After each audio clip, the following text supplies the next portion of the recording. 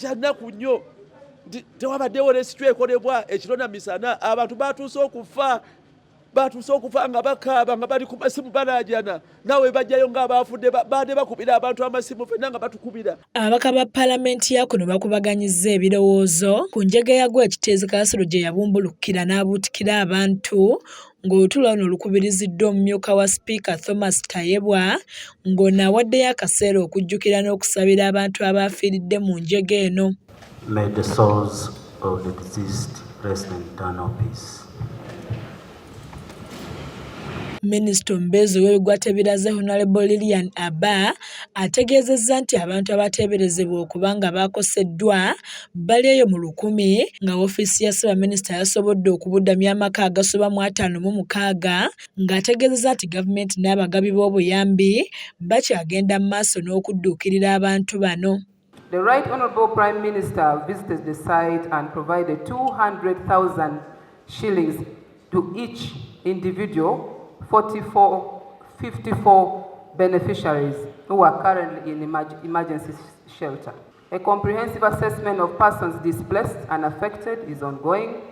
Mapping and registration of households at risk of relocation as per the President's directive. Omubaka akiikirira Kyaddondo East Muwadanku Nnyingi ayozezza ku Mmunye nga annyonnyola ebyaliwo ku Lwomukaaga enjega eno lwe yagwawo ng'ategeezezza nti abantu mu kitundu kino beekozeemu omulimu ne bataasa bannaabwe oluvannyuma lwa gavumenti okulwawo okutuuka. Ne batulimba nti bagenda kusikulayo abantu baffe n'ekiro natuuseyo ssaawa 6 ekiro nga tewali mataala bonna banyuse abantu bakyakaaba wansi bifunfugu. Kyanaku nnyo tewabaddewo resitule ekolebwa ekiro na misana abantu batuuse okufa nga bakaaba nga bali ku masimu balaajana nawe bajjayo ng'abafudde baade bakubira abantu amasimu fenna nga batukubira. Ono agamba nti ng'omubaka w'ekitundu yagezezzaako okutwala ebikozesebwa okuyamba ababadde bakola ogw'okuyiikula kasasiro kyokka poliisi n'emulemesa.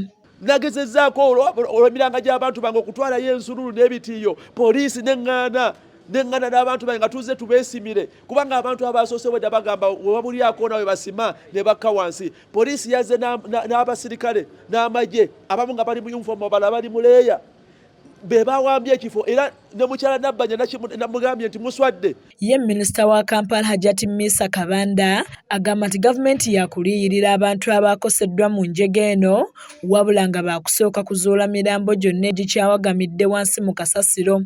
Compensation, I think the Prime Minister talked about the compensation of those people, but this is still an emergency.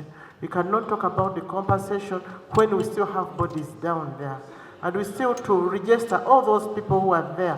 That's why we requested you both to come on board to assist us.